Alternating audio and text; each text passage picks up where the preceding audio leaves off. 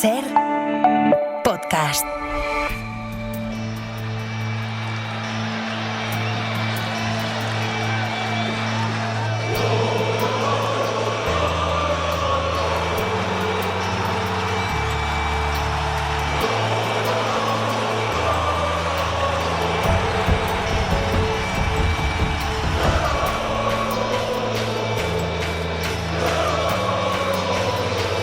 En la cadena SER, El Larguero, Yago de Vega.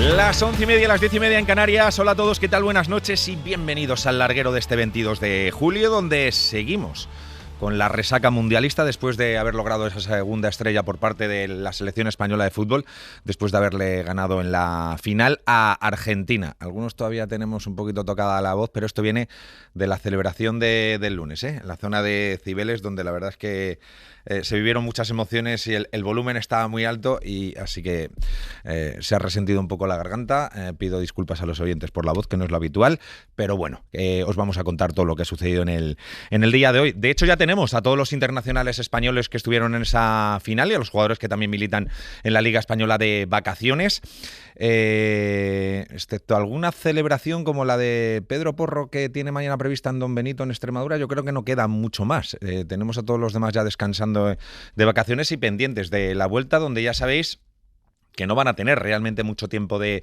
descanso. Está previsto que los internacionales vuelvan para la semana del 10 de agosto y poco después, en 10-12 días, arrancará la temporada para todos aquellos equipos que tienen jugadores internacionales y los cuales se han aplazado, pero que la Liga empieza el fin de semana del 14 de agosto. Y hoy ha confirmado la selección española, o mejor dicho, la Federación Española, los dos próximos amistosos que va a tener la selección, dos amistosos donde vamos a estrenar esa segunda estrella en la camiseta. Todo va a empezar en el Ramón Sánchez Pizjuán, primer partido el 29 de septiembre contra Croacia y el 3 de octubre en el Carlos Tartiere de Oviedo frente a la República Checa. Unos compromisos en los que ya veremos si llega Luis de la Fuente renovado. Contaba el otro día Antón Meana que una de las prioridades que hay, tampoco hay prisa porque el seleccionador tiene contrato hasta la Eurocopa de 2028, pero que bueno, la Federación Española tiene la intención de renovar ese contrato de Luis de la Fuente, que se lo ha ganado a pulso, hasta el Mundial de 2030, el que se va a disputar en nuestro país, así que parece que se va a confirmar en los próximos días esa renovación de Luis de la Fuente. Pero como digo, no hay prisa, tiene contrato el seleccionador hasta 2028, pero es algo en lo que se está trabajando. Por cierto, que no se me olvide que en Argentina siguen sin asumir lo que ha sucedido, sin asumir la derrota contra España, y ahora incluso han iniciado un movimiento donde se están recogiendo firmas para repetir la final. Consideran que la actuación arbitral fue polémica y corrupta, que el árbitro fue comprado para influenciar el resultado del partido. Del momento han recogido unas 60.000 firmas y eso es lo que están pidiendo, que se repita la final del Mundial.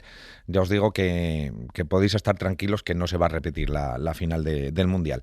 La verdad es que me llama la atención esta fuerza, esta potencia, esta entrega que tiene el aficionado argentino con este tipo de cosas y la forma que tiene de volcarse con el fútbol.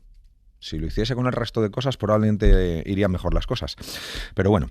Además, en el Real Madrid se ha incorporado uno de los mundialistas a los entrenamientos, Fede Valverde, que ya trabaja con el resto de compañeros después del fracaso estrepitoso de Uruguay en este mundial. En el Barcelona, pendientes de que se haga oficial el fichaje de Adeyemi. De hecho, está previsto hasta que mañana sea la presentación del jugador, y hemos tenido hasta 4 amistosos en el día de hoy con participación de equipos de primera división.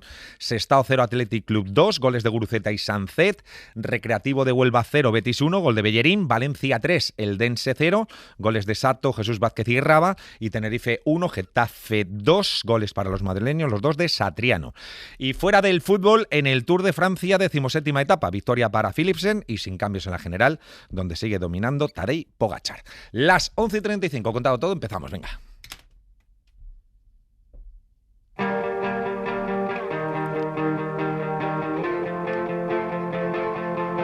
Al hall del hotel entraré con la boina torcida, el bastón en la mano derecha, un extraño furor de revista. Y tú, mi amor, esperarás en la barra del fondo, detrás de tu escopeta, apuntándome en la mirilla.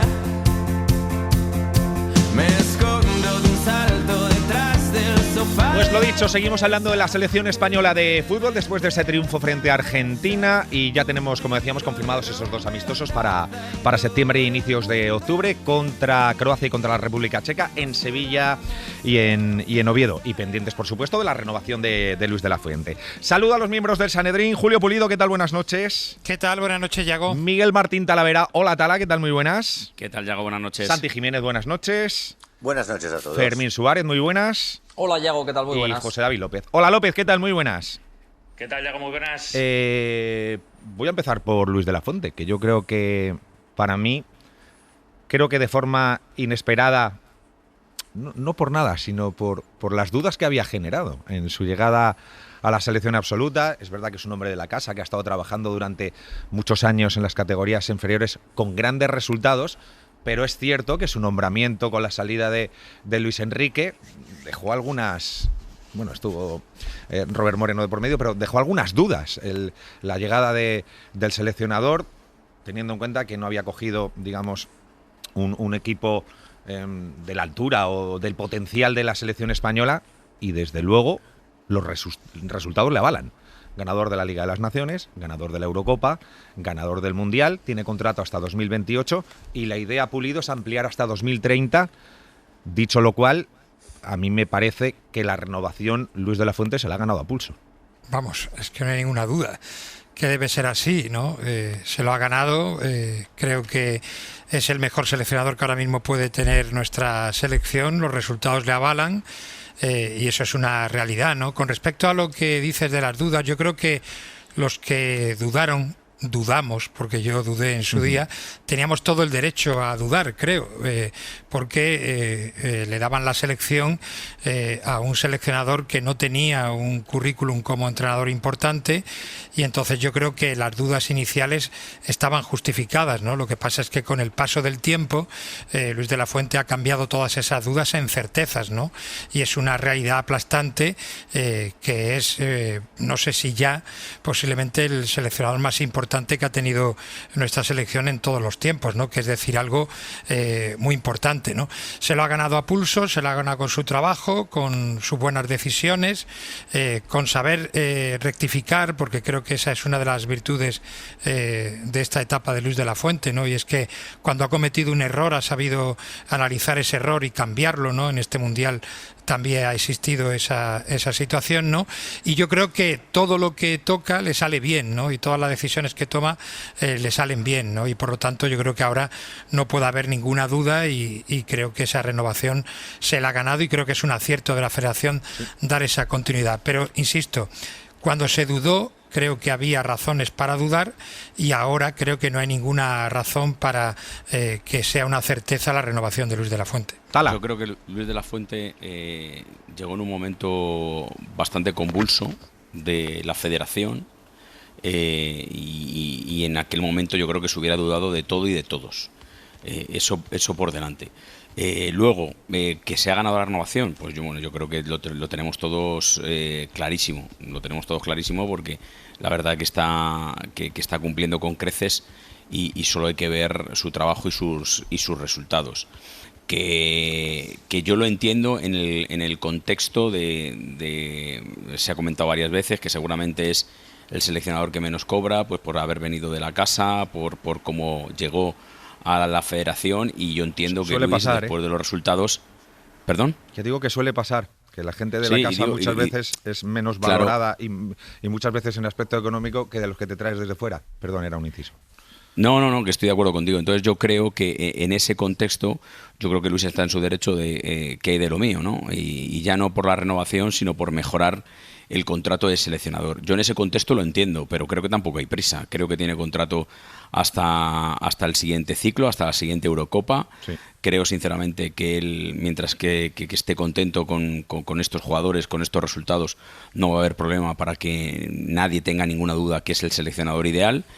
y yo lo veo en ese contexto, pero entiendo que él pida una ampliación barra mejora, porque se la ha ganado, aunque yo creo que estamos todos tranquilos de que Luis va a continuar con la selección. Santi. Hombre, a ver quién es el guapo que nos renueva. ¿No? O sea, a ver quién es el que decide que... Sí, no, pero también tienes razón, Tala. Podían esperar a ver qué es lo que pasa en la Eurocopa. Tiene 2 años más de contrato y luego ya veremos.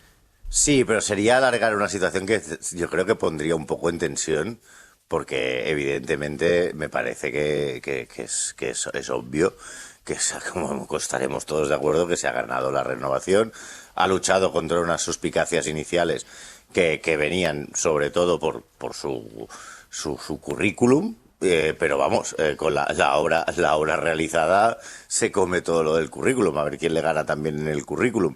Igual también tuvo esa parte de tiempos convulsos que decíais cuando fue uno de los primeros que se levantó a aplaudir a Rubiales con la crisis de la selección femenina y tal, pero yo creo que todo eso ha quedado eclipsado obviamente por su trabajo al frente de la selección, y que él dijo una cosa que ha sido dogma, que es que él era la persona idónea, él está convencidísimo de sus posibilidades, porque era el que mejor conocía la materia prima, porque la había tenido desde que conocía a todos los jugadores. Y además me parece que para la plantilla, que por lo que yo veo y lo que intuyo y sus declaraciones, del primero al último le adoran y que están súper a gusto con él, me parecería como un gesto de confianza hasta para el grupo que renovara. Claro. Y luego una cosa que sin esperar a la Eurocopa.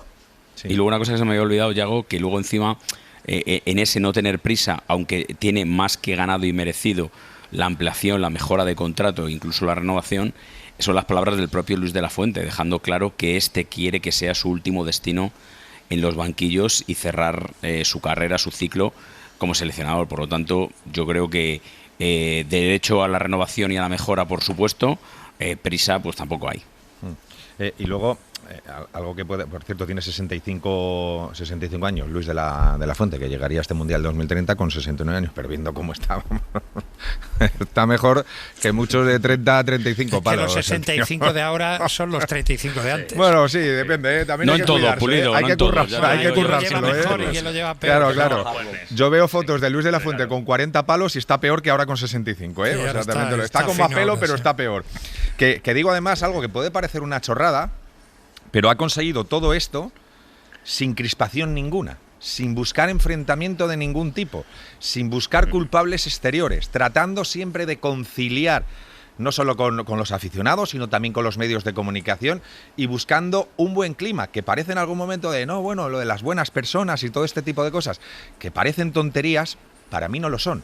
Quiero decir, se puede ser muy bueno y se pueden conseguir muchísimas cosas, desde ser un tipo agradable, un tío en el que lo que pretenda es unir más que separar, y que es innecesario, creo. Hemos visto en otros casos más recientes que se buscaba el enemigo externo, diciendo van contra vosotros, este es el enemigo, estos os quieren joder, estos no van a ayudar. Creo que no es necesario. Y se ha demostrado, con los números en la mano, es el mejor seleccionador que ha tenido en toda la historia este país. Sí, y lo que le queda todavía por delante. Y lo ha hecho desde un punto de vista amigable.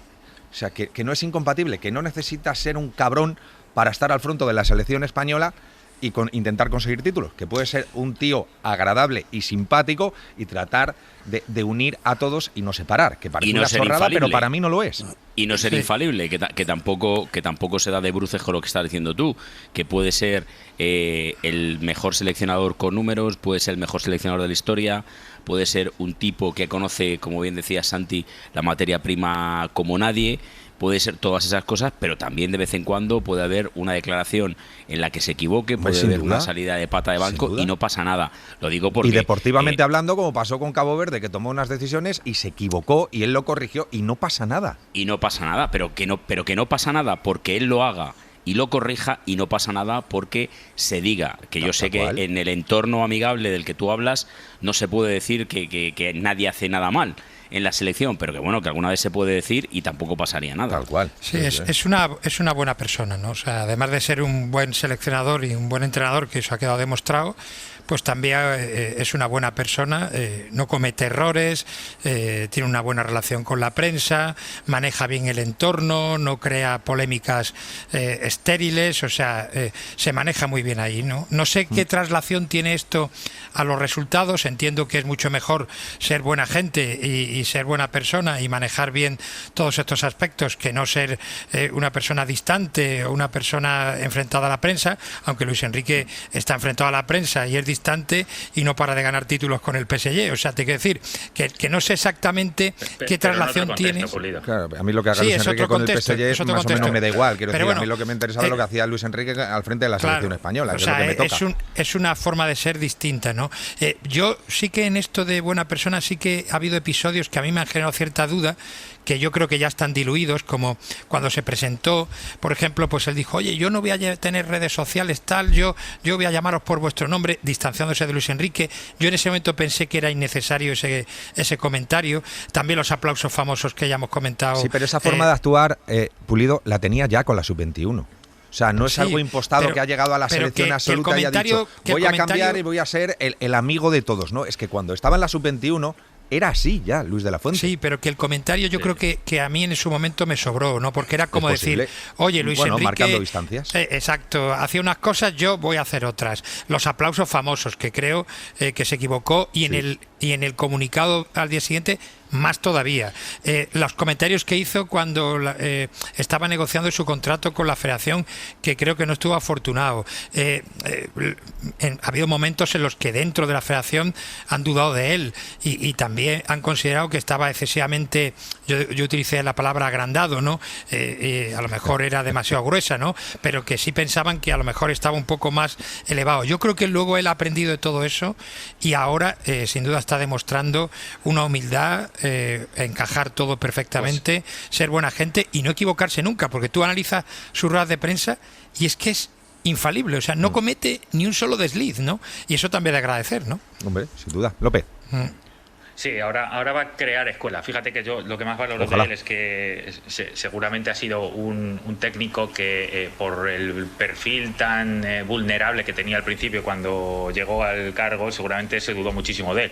Todos dudaron de él, pero era lógico. Tuvo que sacar hasta el currículum prácticamente para decir, ojo, que yo he ganado todo en categorías inferiores. Algo parecido a lo que le pasó a Scaloni. ¿Por qué? Porque no parece un tipo que venga de ninguna escuela muy táctica, como puede ser Alemania, o no se le vincula con la escuela italiana. No tenía, digamos, tampoco mentores grandes que de alguna manera pudieran defender todo lo que era él como técnico en inferiores, porque aquí las inferiores sí son conocidas, lo valoramos mucho, pero está muy infravalorado desde el punto de vista global. Nadie que te venga con el currículum que tenía Luis de la Fuente te sirve como para ser seleccionador. Y sin embargo creo que ha sido un gran gestor de grupo.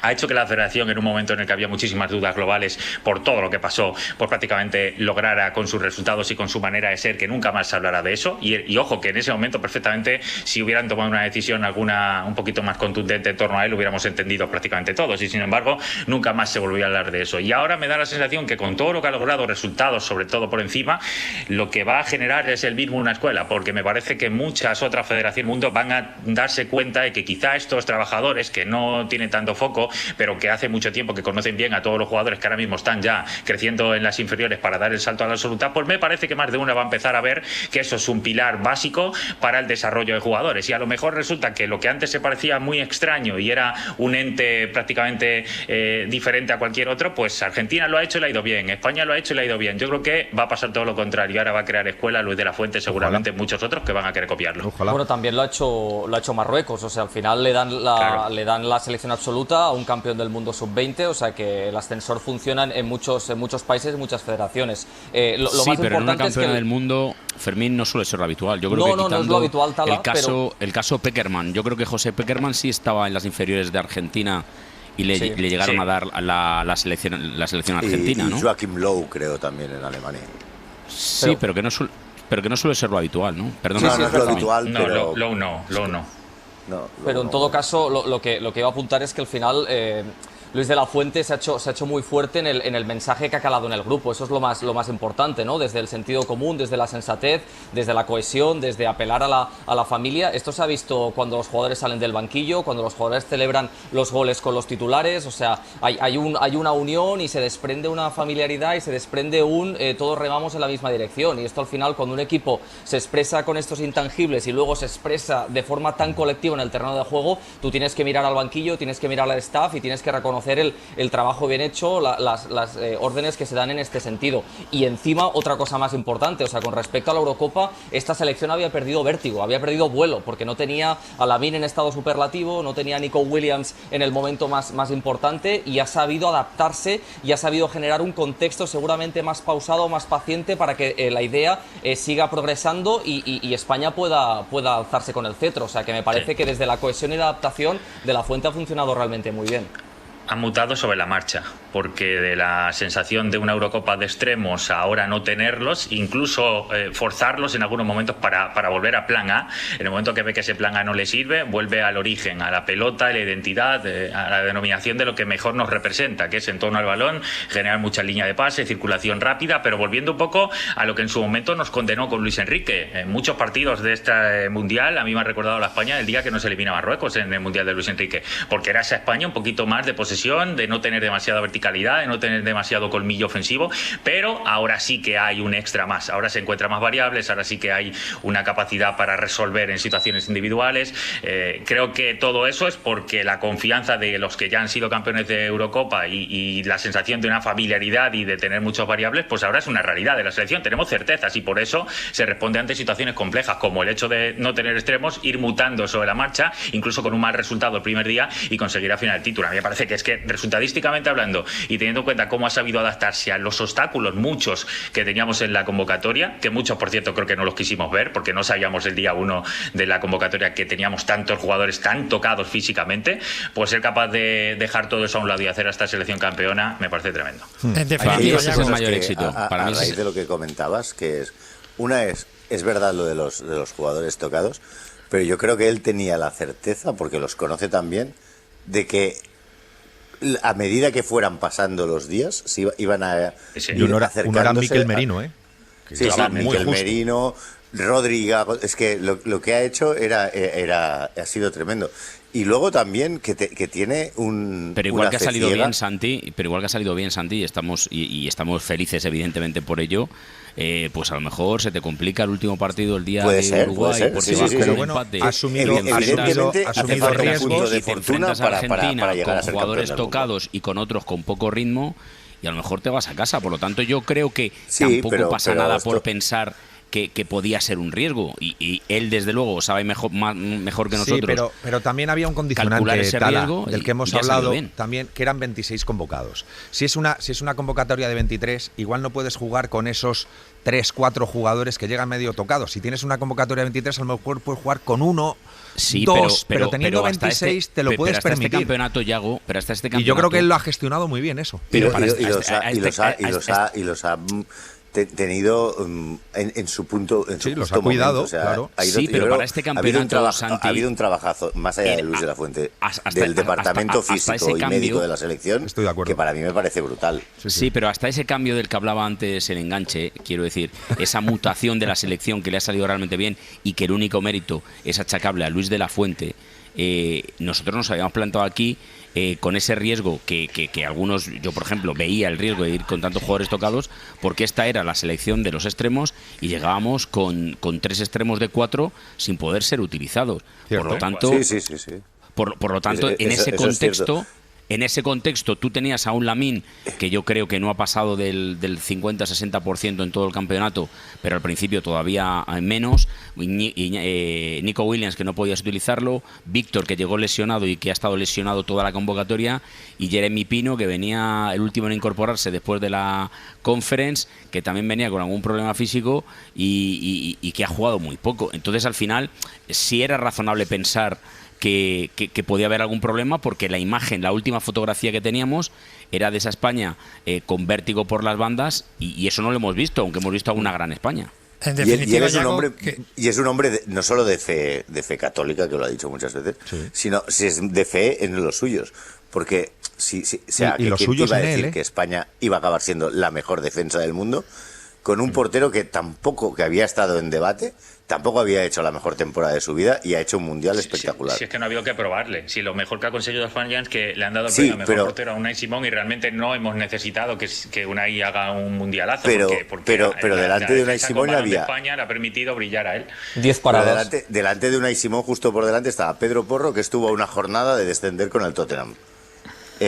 Laporte, que tampoco había hecho una temporada para tirar cohetes. No, a la altura del Atlético. Cubarsí, que todo el mundo le cuestionaba su juventud y todo, pero vamos, era el más asentado. Y Cucurella, que ha acabado 10º y no clasificándose con el Chelsea para ninguna competición europea. O sea, pero él sabía que ellos eran los suyos y que iban a rendir. Y le ha salido perfecto. Iba a decir, Yago, que después de escucharles a todos, el buen trabajo periodístico sería encontrar a alguien en España que no quiera renovar a Luis de la Fuente. Alguna habrá, ver si hay alguien. Claro, no creo que haya nadie en nuestro país que diga, oye, creo que Luis de la Fuente no debe... Ni en el extranjero.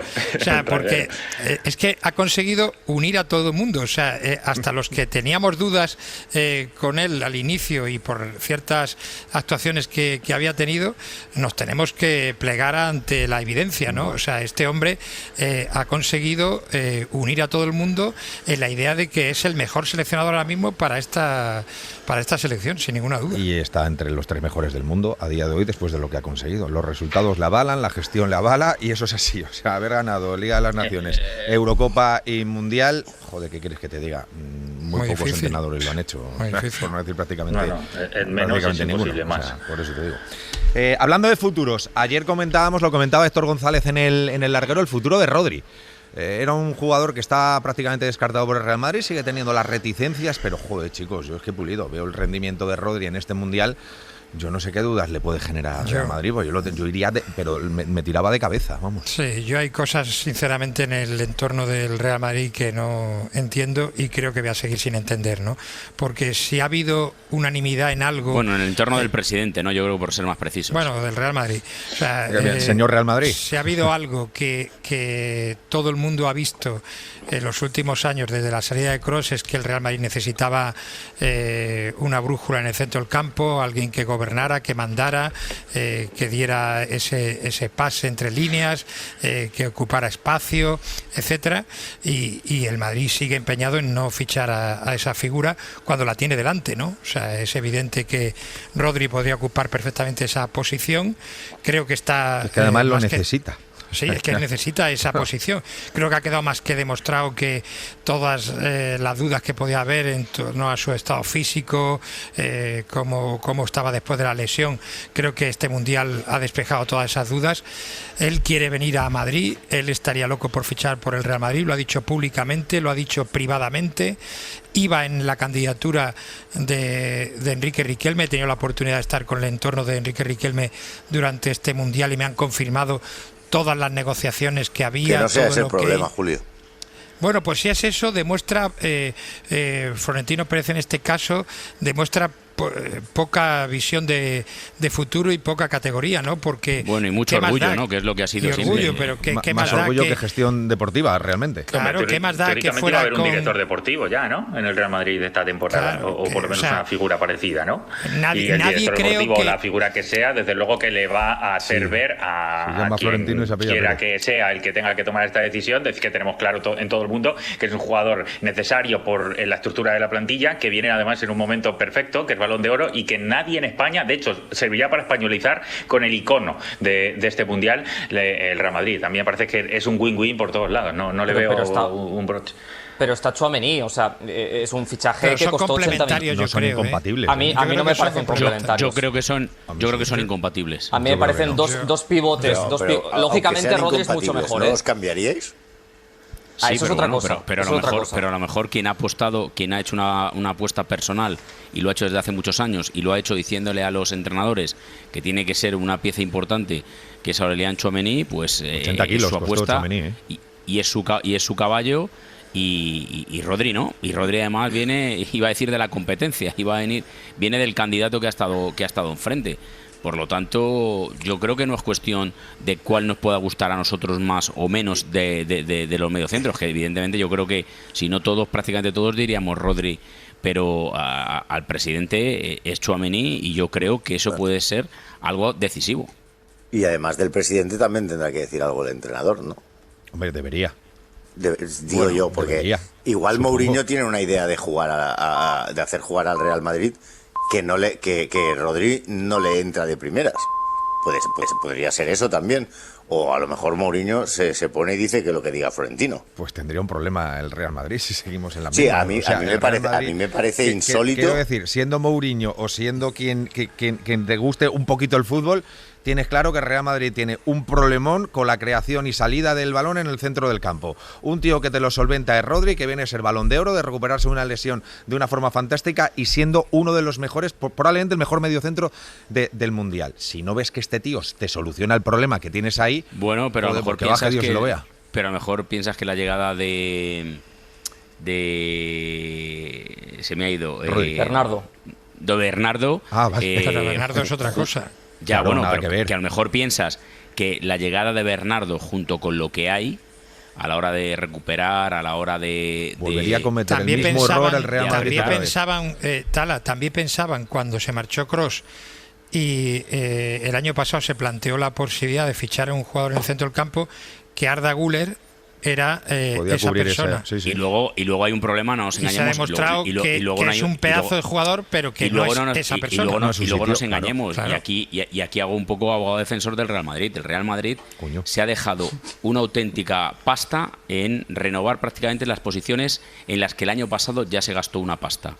Y Rodri, que todavía le queda un año de contrato, creo, con el City, tendría que pagar algo al City, que es evidente, si pierdes el Balón de Oro, que encima tú no tienes interés porque se vaya, no va a ser poco, más luego el salario de Rodri, los años que va a firmar Rodri.